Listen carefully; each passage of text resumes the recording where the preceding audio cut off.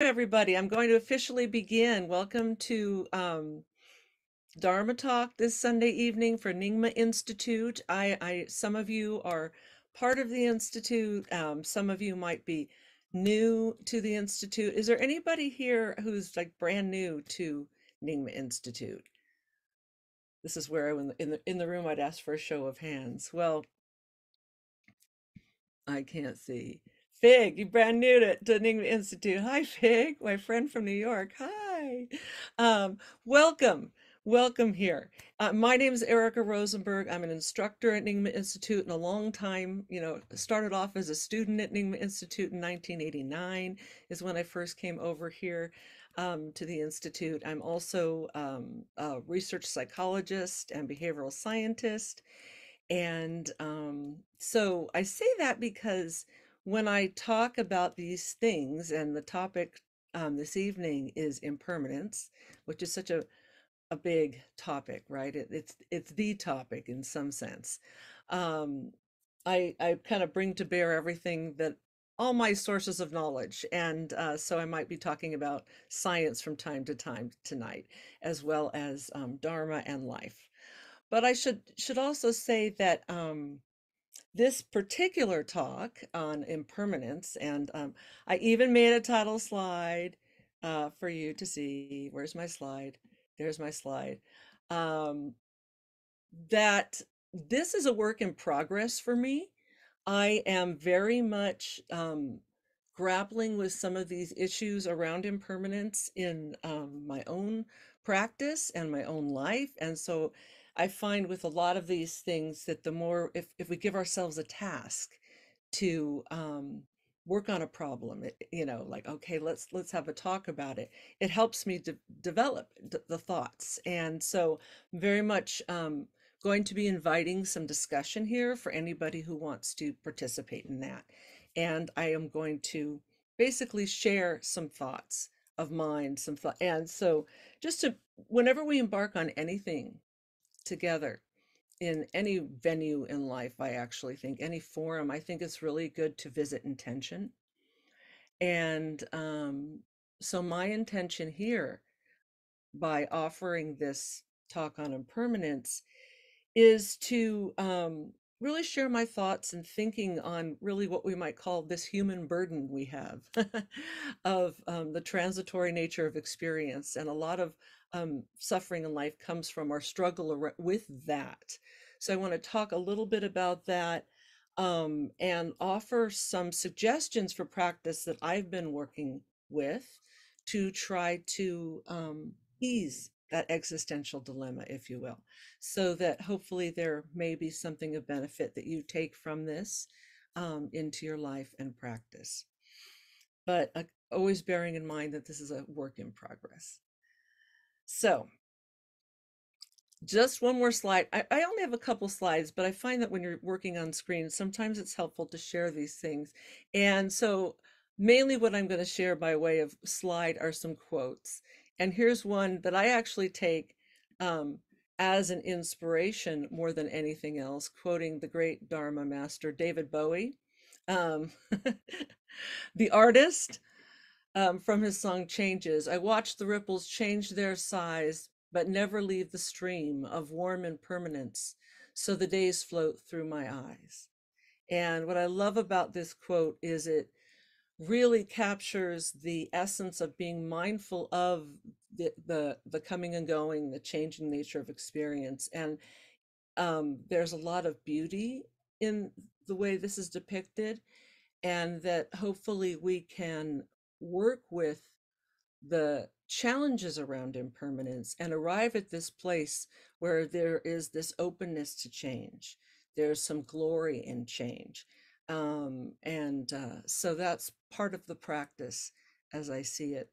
But we might begin with anything in terms of thinking of what the problem is. And I'm just going to state this here um, and then leave the slides so I am not just giving a slideshow, but that one of the problems here really is our resistance to impermanence. And this, where does this come? Why do we resist change? I might put this to you. I'm very, I'm in teacher mode. Why does anybody want to offer why we resist change? Thoughts, hands.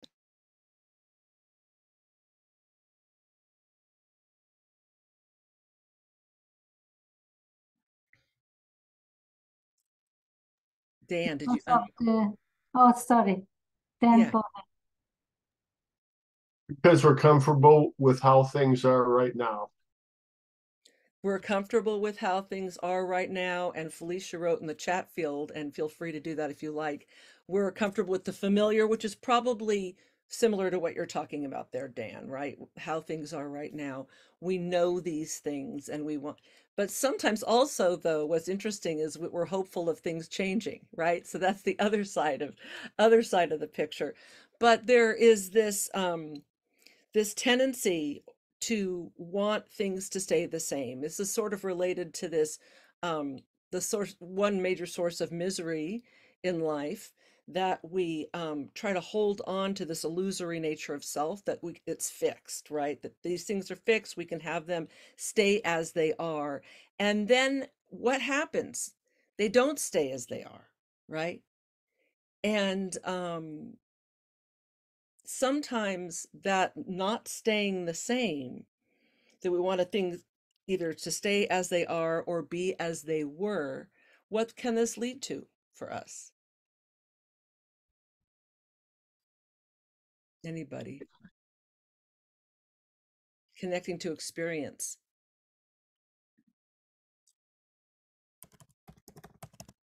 What kind of emotions come up, right? There can be a sense of loss, a sense of fear. Um, some of that fear is ultimately linked to our fear of death, because we know, for example, we only have a limited time, and that what ifs we don't get to this and there's a loss of this experience. Sometimes this impermanence is related to irrevocable loss of something important to us in our lives, like the unbearable pain of losing a loved one, or the end of a relationship, and longing for things as they were. So the crux of the problem is we want it to stay the same, but things don't stay the same. And there's also aspects of impermanence that are not so devastating. What about, can anybody name any joyful aspects of impermanence?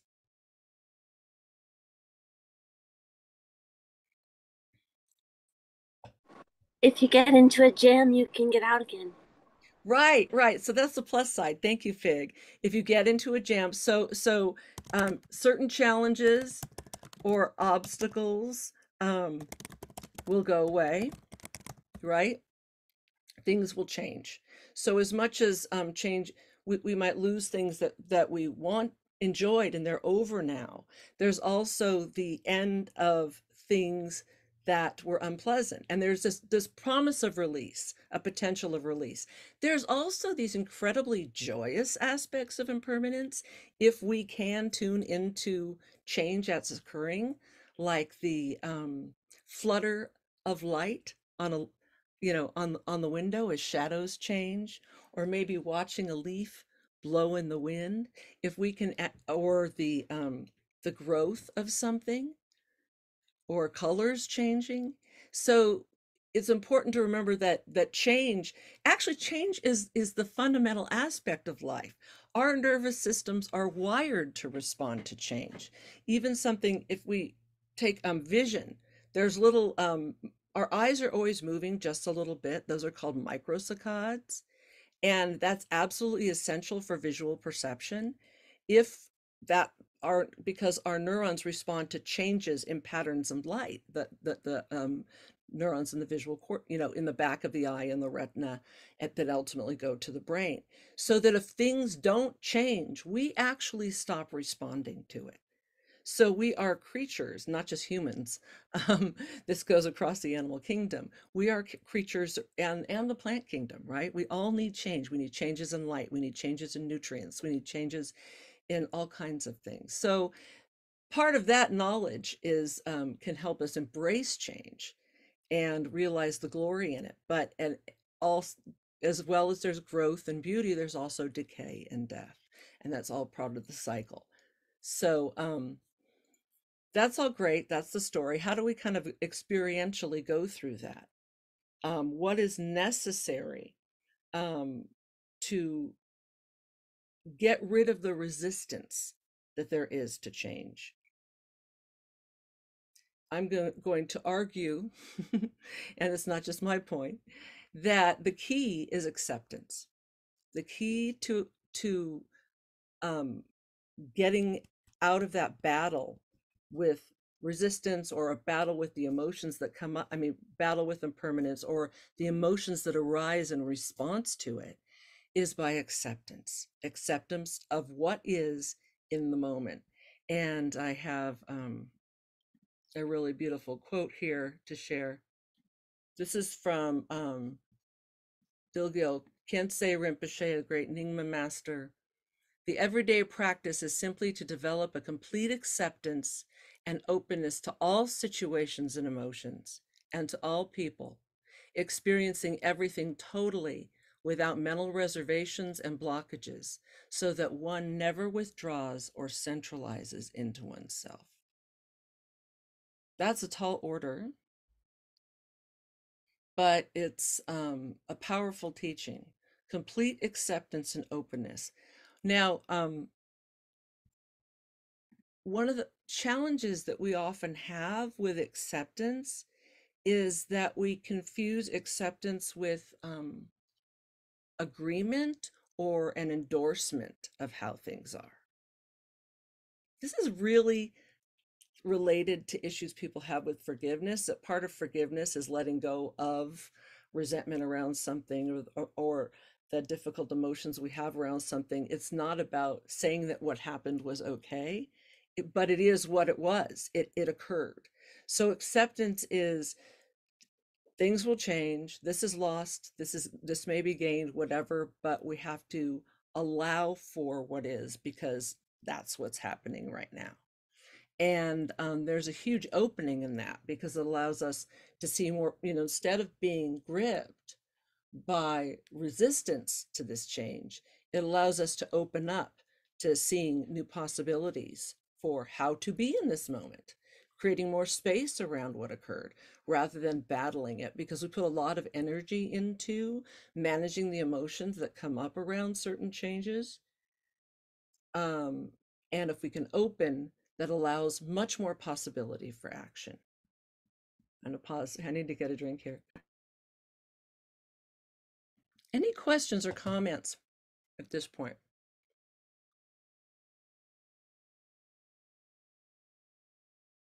Okay. So how do we build acceptance to impermanence? Assuming that we don't, some of us might be right there. We can accept whatever comes up and not have any, serious resistance or suffering around it. But how do we grow that acceptance of impermanence? That's sort of what I've been working with and thinking a lot about. And I would say the first step, which is to grow your acceptance of impermanence, is to build knowledge about it. So, when we think about how we work with any problem, or when we're trying to develop or change around any problem in our lives, the one of the most common sayings as well, the first problem is to identify the problem, right? So how do you see it? How do you see situations in which it's enacting itself in your life? Do you recognize the signs of it, or recognizing actually your resistance to it?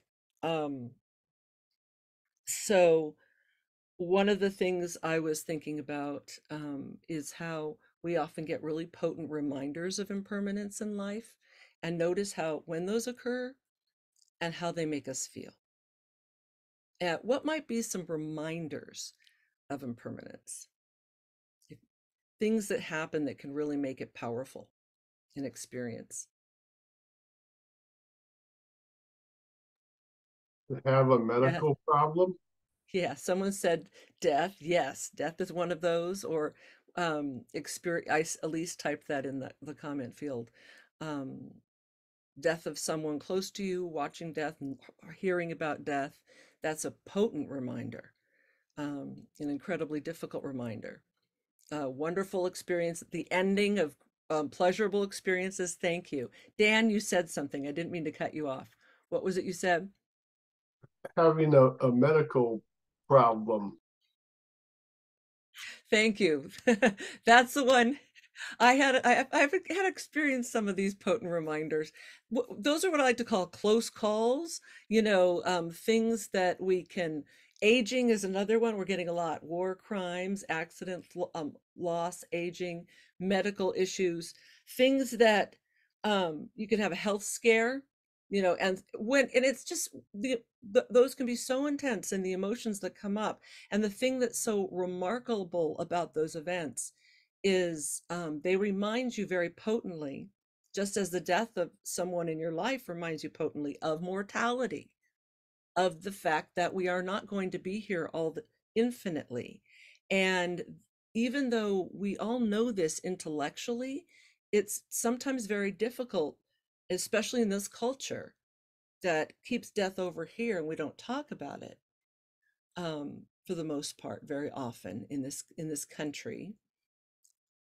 And I'm speaking as an American right now. I know this may be an international audience, but there's a tendency not to go there, so that it's this hypothetical thing in our minds that's going to happen.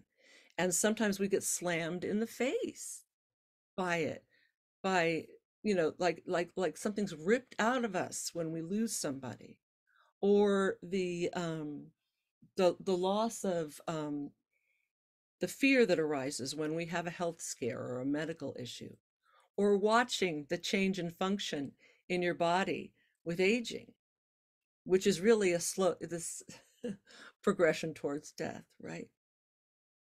So we can see all these signs that remind us of change and remind us of mortality, all of which is a strong call to not resist experience and to be here now with everything, right? So we get powerful reminders.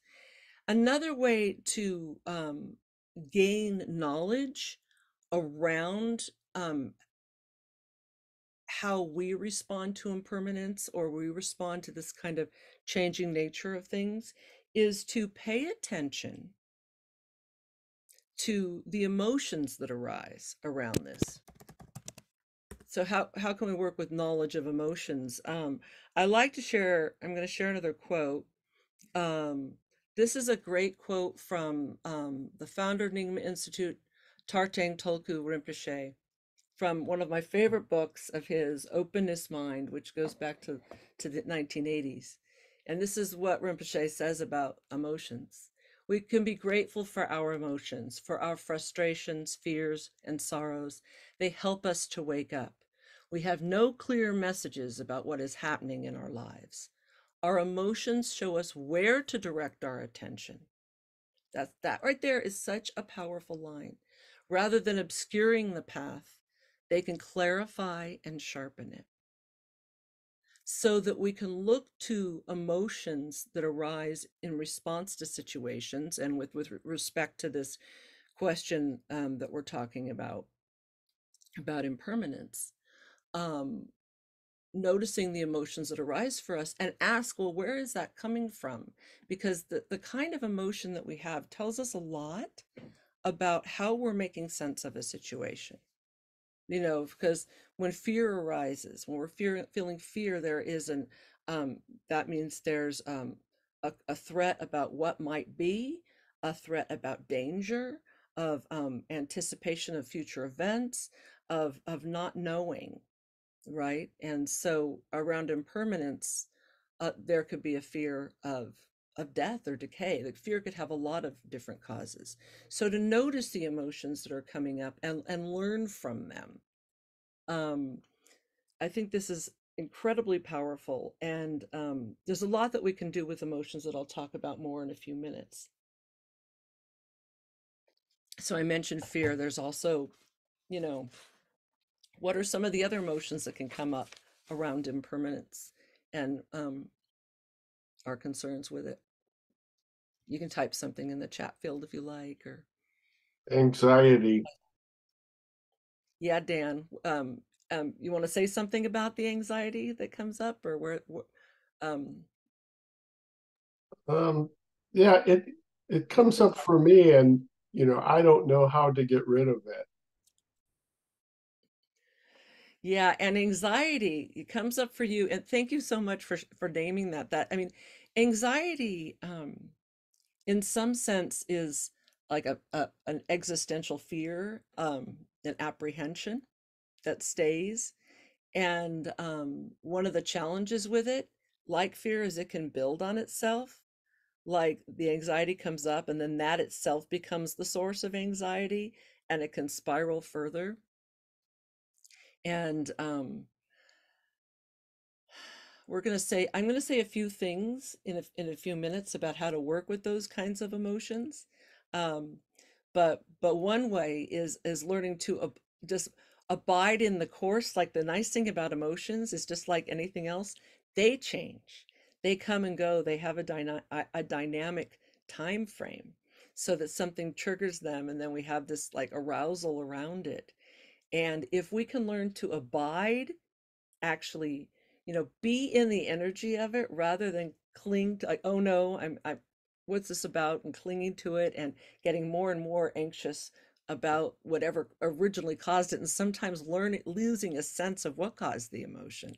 But can we abide in the energy of it and be present with it, and then see, lo and behold, what can happen is that it can dissipate, or we're left with energy that we can use in some other ways. But often anxiety can feel like it goes on for days, for days. So to name that, anxiety can come up.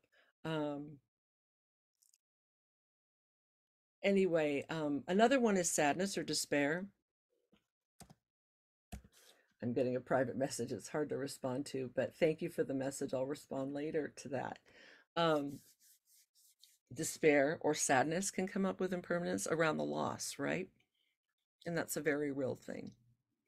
So I want to, rather than going, one more thing to notice here, um, is that not only do negative emotions come up, but also positive emotions can come up, or glorious states can arise in response to impermanence.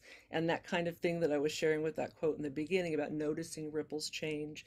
Like, I like to look at the waves. To me, this is one of the most grounding exercises. I can just sit at the shore and watch the waves. If you watch waves, they're never exactly the same. There's always a little something in the shape, or the placement, or the height, or the sound, or how much mist comes up when they crash, so that there's a lot of glorious emotions that can come as well. So I named something about the emotions, and I know I'm covering an enormous amount of ground, but I'm just trying to give you things to think about. But what I'd also like to talk about is some things that you can do. And so, I'm not going to cover the full nature. I mean, the biggest problem here is the clinging, our resistance to impermanence, and our clinging onto things that we don't want to change, or are grasping to something that was, or are grasping forward to something that we hope will be, which is really sort of, that's the source of suffering. That's the second noble truth, right? We're right there, that clinging on to. Okay, how can we release it, and how can we learn to accept what is? I mentioned the importance of knowledge, and I also want to talk about ways to actually work with releasing that grasping, and how do you build acceptance with what is. One thing that seems to be incredibly helpful is cultivating spaciousness. And how can spaciousness help?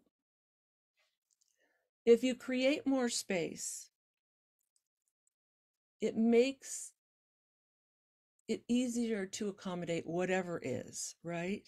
So even, whether you have the fear of change, or the grief around change, or what, a foreboding fear of death, the more space you can create, the better. And, we use metaphors of spaciousness in meditation a lot, but, one that's very helpful is if you think you have this, very small container of water and you add, let's say, a big spoon of salt to it and stir it up, that water is going to be really salty. That little glass of water is going to be salty. But if you have this big, vast vat of water and you put the same amount of salt in, it's not as salty. It's not as, hard to swallow, shall we say. And that's great. So it's sort of like the salt is what is. The salt is what the environment's putting in. But can you make yourself a bigger vessel for that? And there are, there's relaxation techniques you can use. There's spacious breathing techniques you can use. There's attentional practices you can use. And I'm going to invite you to try one with me now. And if you just hold on a second, I have to close my door because there's some noise coming in.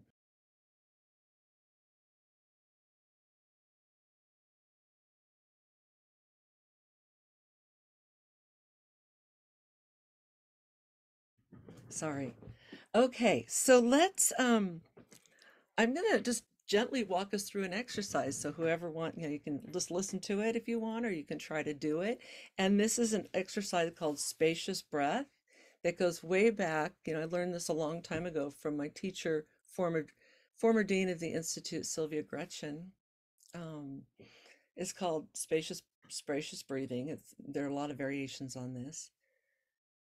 So the first thing to do is just find a comfortable posture where you're holding your body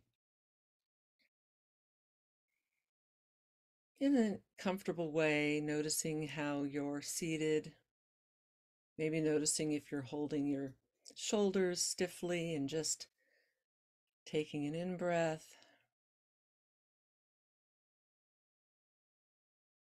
and releasing, letting go, letting your weight settle into your seat. And this is a practice that works with breath. So if you're someone who isn't comfortable working with breathing or deep breathing, you might just sit quietly and listen right now, grounding yourself and feeling your body seated in the chair, grounding into sensation. Maybe feeling your hands as they sit on your lap.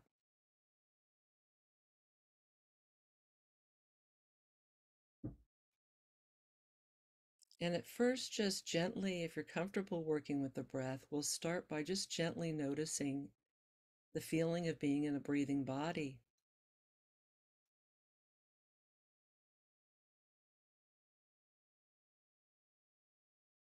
Noticing the soft rhythm of the breathing body. Where do you feel it? Maybe in just the rising and falling of your belly, or the feeling of the air moving in through your nose, mouth, out through the mouth, however you're normally breathing.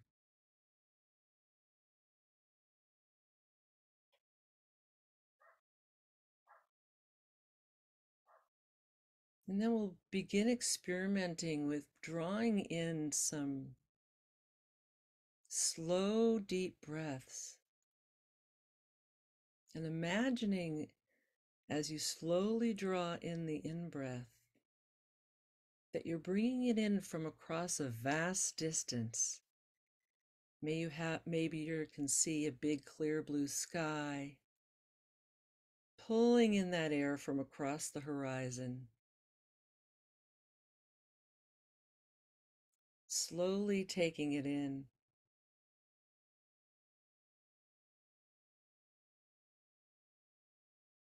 Magically drawing in all that space and feeling how that vast, spacious in-breath makes you feel bigger. And it quite literally does by expanding the lungs, opening up,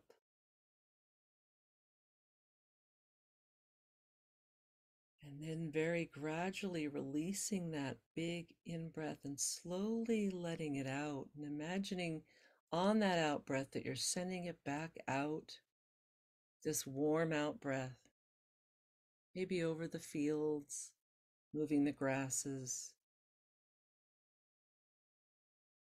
off into the distance.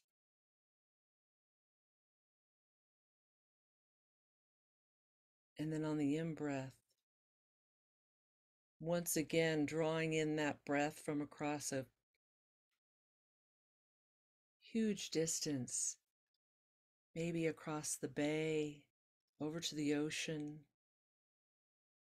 bringing in that cool ocean air and allowing yourself to open to that vastness, feeling how big you can get.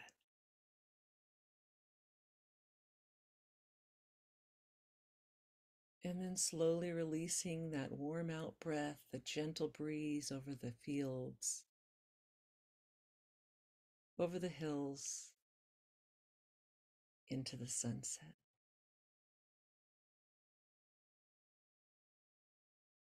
Maybe just doing one more cycle on your own, working with whatever imagery works for you.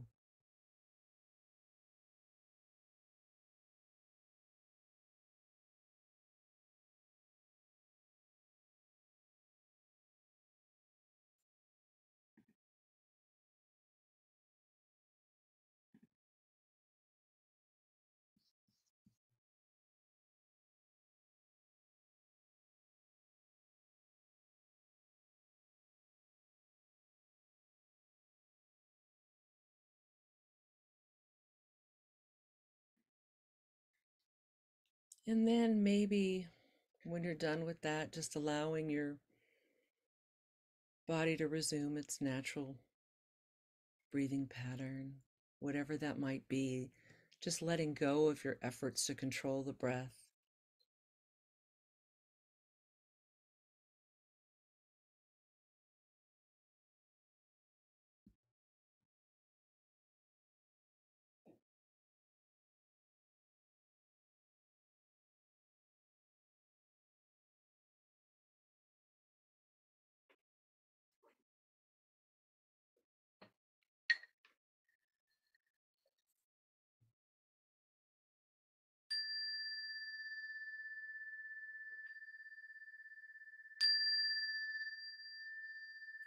It's very tempting to just stay there and practice. But just wanting to give you a little experiential taste of a spacious breathing exercise. There's so many different kinds of ways to work with that. But it does, when we relax ourselves, make us feel a little bit bigger, right? Any comments on how anybody noticing a change of feeling right now?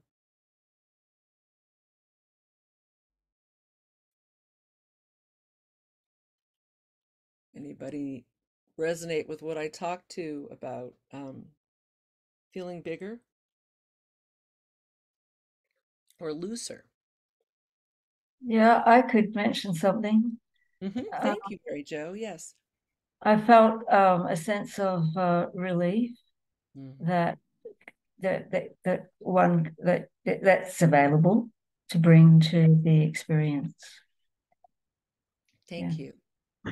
I really appreciate how you said that that's available, right? That we can, if we work with these kinds of exercises, that we can find a way to go there, and make that calmer, more spacious self, more relaxed self, more grounded maybe self, or being. The word self is complicated, but the way we are right now, to have that available. So thank you for saying that. And we have some comments about relax and grounded, right? So if we're more spacious and we're more relaxed, this also makes us a little bit less reactive, to what's at hand a little bit. It works against, Dan, that kind of wound up feeling that anxiety can create for us. It can kind of unwind us a little bit. That doesn't mean it won't come back, right? But it's part of it is, you know, knowing how to go there and knowing how to release. Um, Another way we can work with spaciousness is in meditation. So let's say that was sort of a preparatory exercise for meditation, the spacious breathing. But let's say you do some of this spacious breathing and then settled into the body, the space of mind, um, following that then we have choices for what we do. There's all kinds of meditation practices we can do. Many people are familiar with, the basic, shamatha breath meditation, where we just gently notice the feelings of breathing. I was talking through that a little bit. That's a way to stabilize our awareness. But another thing that we can do is, say we're working with that kind of practice, we can suddenly let go of noticing the breath and be present in the space of mind.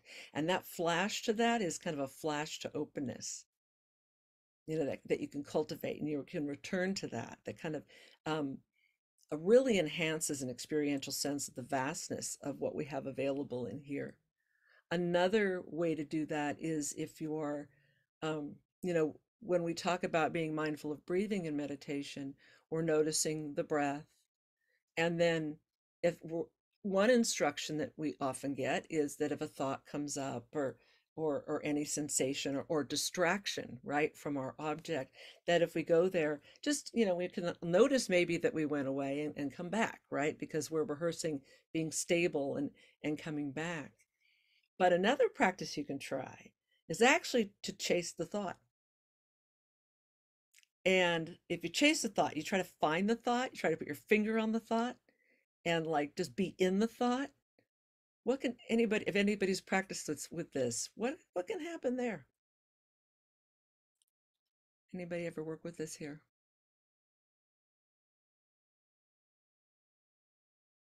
They don't hang around. What?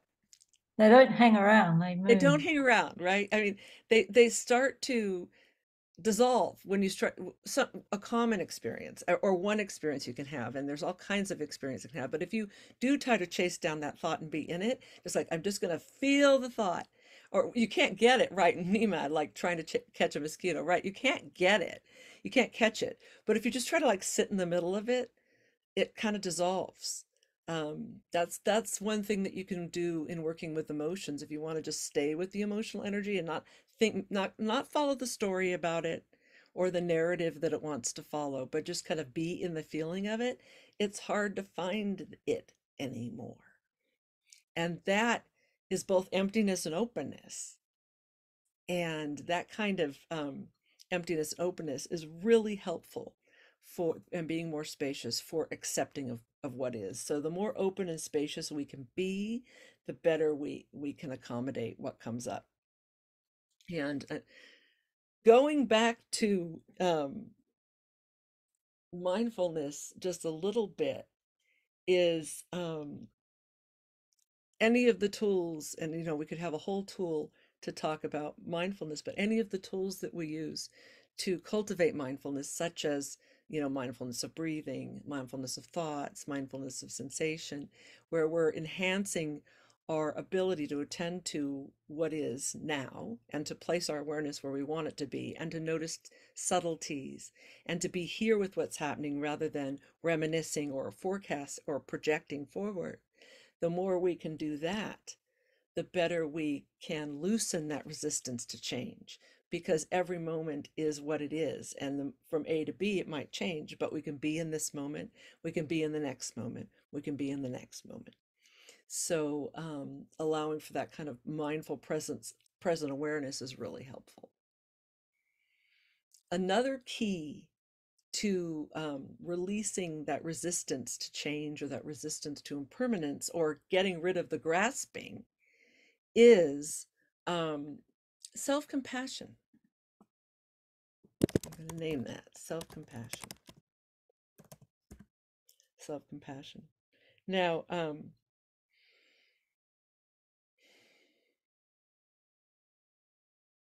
when we work with self-compassion, we're acknowledging, first of all, that we all suffer, that we're all grasping, that we're all not wanting things to change, and that we, meaning I'm one of those beings who doesn't want to suffer and wants to be free of suffering. That's me. And if you start practicing that, right? If you practice, the essence of it is you are internalizing in your mind, may I be free of suffering. May I not have suffering and its causes. May I be free. May I be free. And there's a number of ways you can reinforce that. But it's really, in essence, anything you do to reinforce this sense of acknowledging your own suffering, that you, like everybody else, and common humanity, embracing what's common among all of us is really important. Realizing we're all just trying to get through this thing. And the more we internalize this sense of not wanting to suffer and have the causes of suffering, and seeing how we grasp, because the mindfulness is seeing how we grasp. So when you get the mindfulness of your own patterns to hold on to things that are going to disappear. For me, I mean, let me give you examples. Like I find myself, um, as my kids are getting older, of feeling this poignancy around it. There's like a bitter sweetness that is both beautiful and painful at the same time, of realizing they're off on their own lives, or when there's somebody who you're living with who's going through an illness and getting worse and worse and worse. There's this tenderness in all that.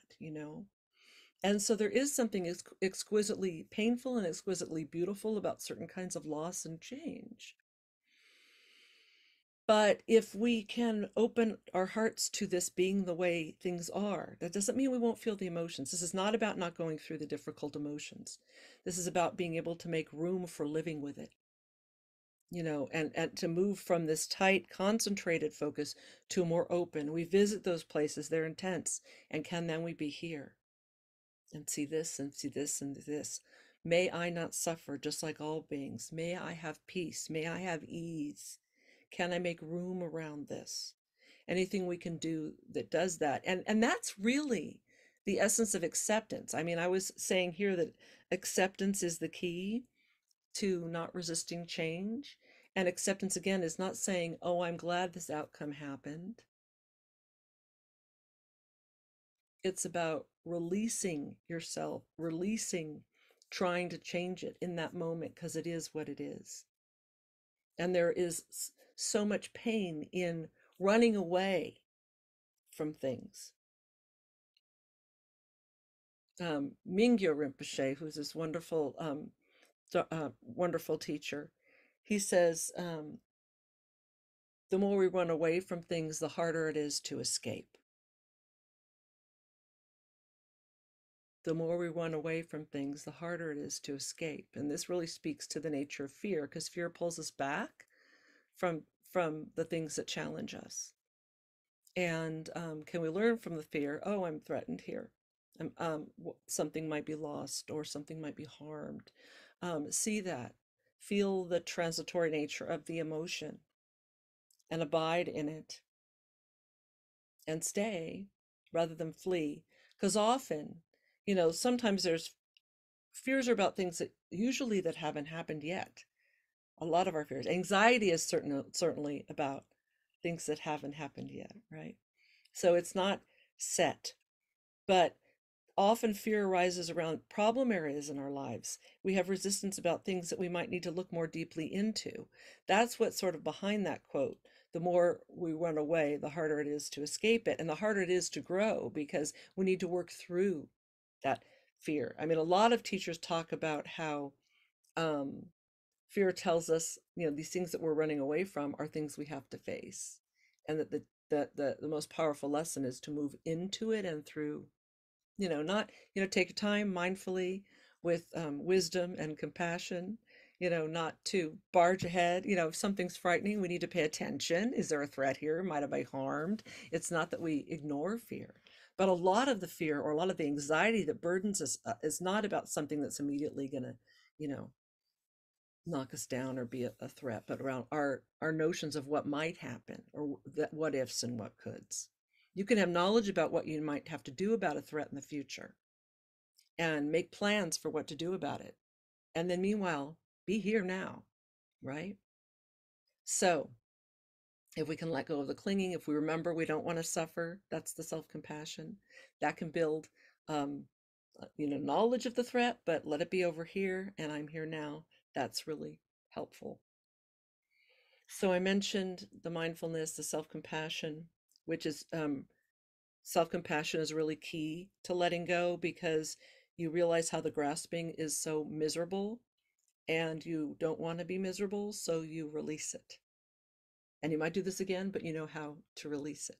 So that's the key to self-compassion. And I think really acceptance practice, the more you can accept and the more you can forgive,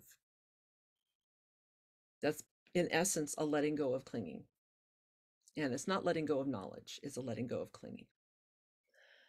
I want to say something about a little bit more about emotions, because I alluded to it, and I think there's a lot of relief in working with emotions. There's so many things that we can do to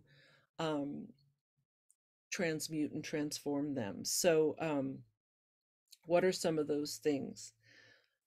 So I'm just saying ways to work that come up. One is learn from the emotions, like what are they telling you? As Tartang Tulku Rinpoche said, we have a no better indicator of what's going on with ourselves. So if we notice that a fear arises, what is that fear about? Can we even name it? Where is this coming from? So ask questions, have questioning mind, show curiosity about these things. One of the things about emotions is that they arise in, the kind of emotion that occurs in a certain situation really is a function of what sense we make of a situation. If we see a situation as if we appraise, the word we use in psychology is appraisal. Something in the world happens and we appraise or evaluate it as relevant to us. That's often not conscious. It's a real quick thing for us. Some of that goes on a lifetime or ancestrally. There can be certain ways that we respond to situations, but we are making sense of it. And especially when things are ambiguous, somebody might, actually, there's very interesting research on this. When looking at the kind of thought patterns that occur when people are people who deal with real chronic depression, and a lot of the depressive bias will emerge in how we respond to ambiguous information. So, for example, let me give you a scenario. Let's say you're walking down the street on one side of the street, and someone walks by who and you like wave to them and they don't do anything. A common interpretation of that kind of event from people who, at least in this study that's been done for people experiencing depression, is, oh, they don't like me. They don't want to say hi to me. I shouldn't have waved. I'm worthless, etc. Whereas someone not in that with that depressive bias might say, oh, they didn't see me, right? It's ambiguous. They didn't wave back because they didn't see me. So there's alternative interpretations from things. So trying on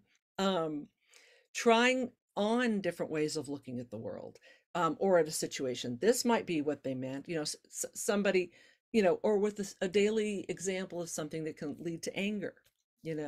Someone does something irritating, things that you find irritating, something that, let's say you're in line in the grocery store and someone cuts in front of you, and oh, how dare they, that was terrible, and you could get really angry about it, that wasn't fair.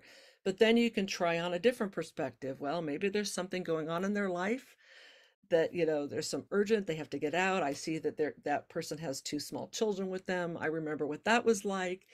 So you can just try on different interpretations that actually change the nature of the emotion that arises. So there's lots of ways to work with emotions. So some of our cognitive tools of emotion regulation. Another is actually working on transforming emotional energy. So there are great practices for when, where you actually work to relive an emotional experience, one that you find manageable to work with in meditation.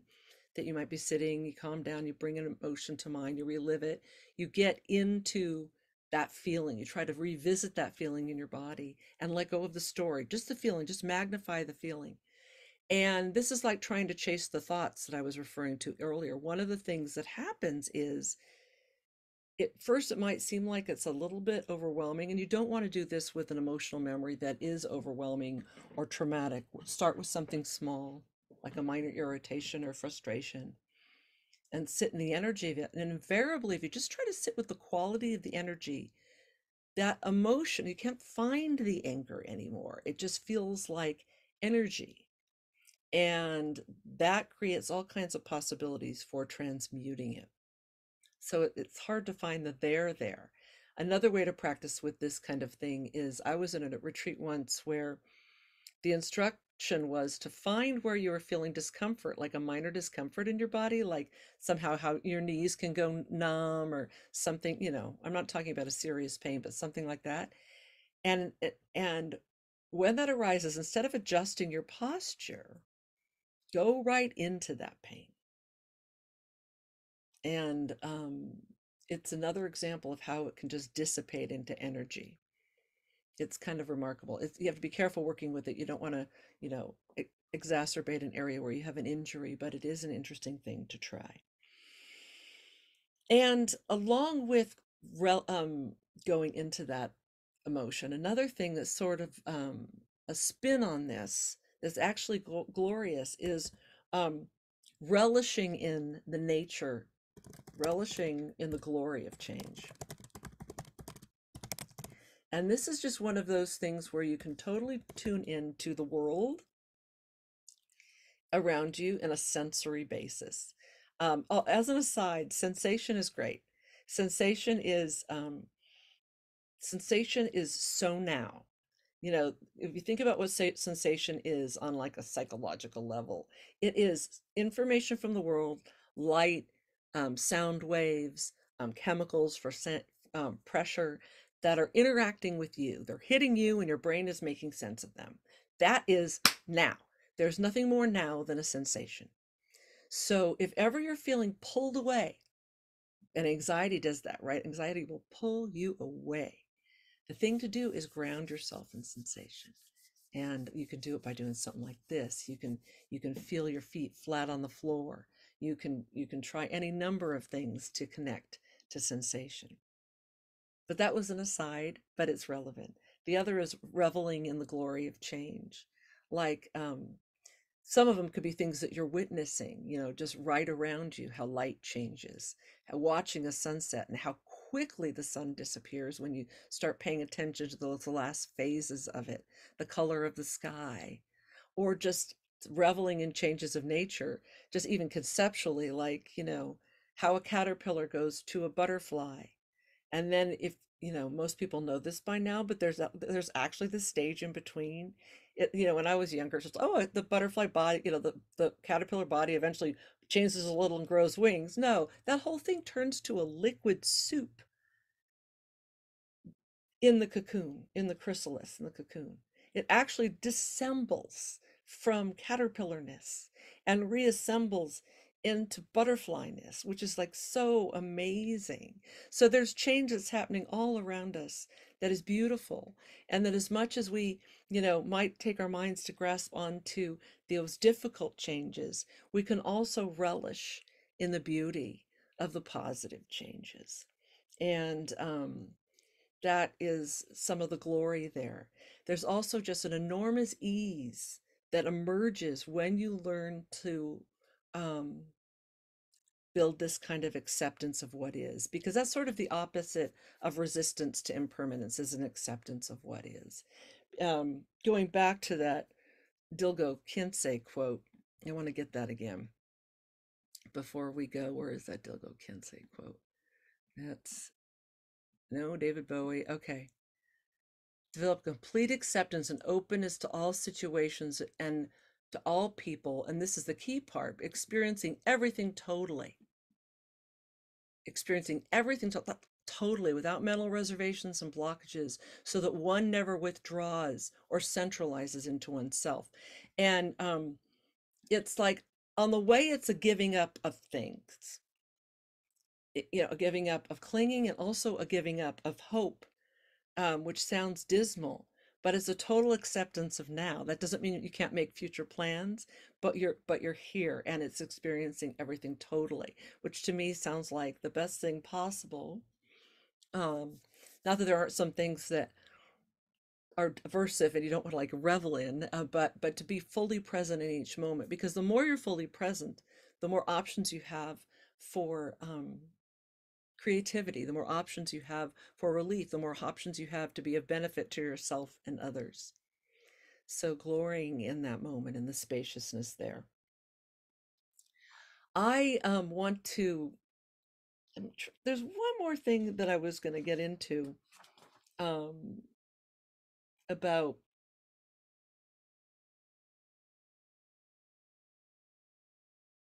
letting go of letting go of the fear of change, or letting go of the resistance to change.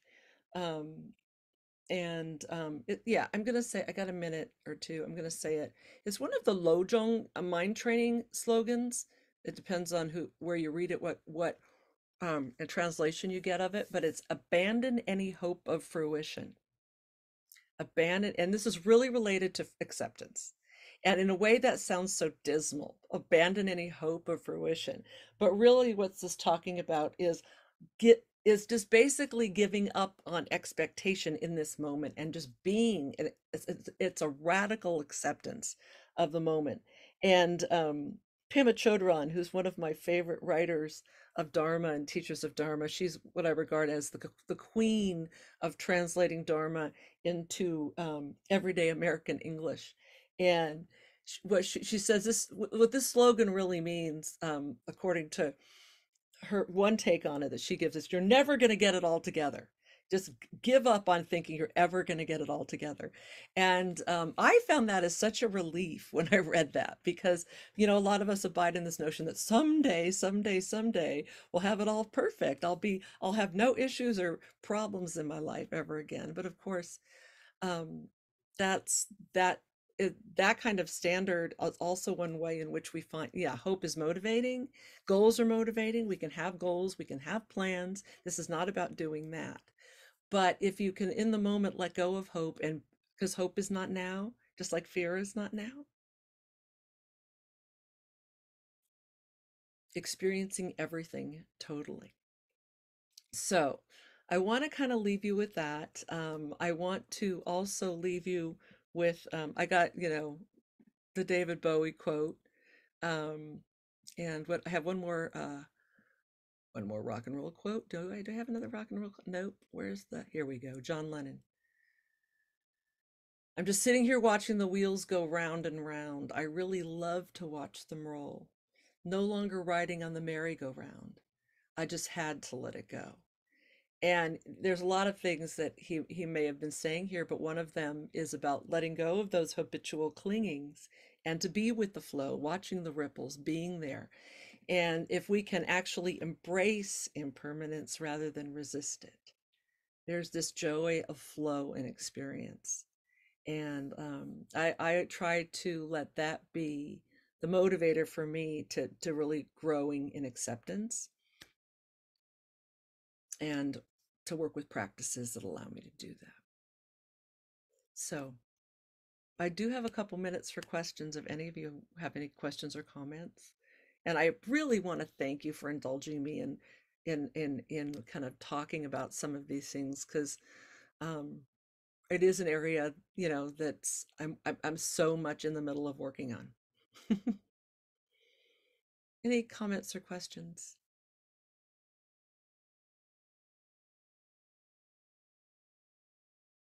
All right. Oh, the person I was mentioning, Nadia, I was talking about Pema Chodron, who writes, who is a Tibetan Buddhist nun who does, but before she was a um, housewife in Arizona before she embarked over 45 years ago on a very different path that the suffering in her life led her to. And her books are really great examples of taking very traditional Dharma and making it really accessible to people. She's very skilled in writing about how to move through the the crap, for a lot of lack of a more elegant word, the bumpy stuff of life. So I find a lot of her, and the book that I shared is that, when she talked about that, when I gave the Lojong phrase, that was some of her discussion on some of the Lojong phrases and the 7-point mind training in a book called Start Where You Are. So that's for that question. Okay. Well, let's just take a moment, um, and try to, all the places we visited, to, I want to express my gratitude for all of you being here with me and being together right now. And may all this work that we do along these lines be of great benefit to each of you, and to, may that ripple out to all those that you interact with, and ripple out further, and ultimately touch all beings. May we all be happy and free from suffering.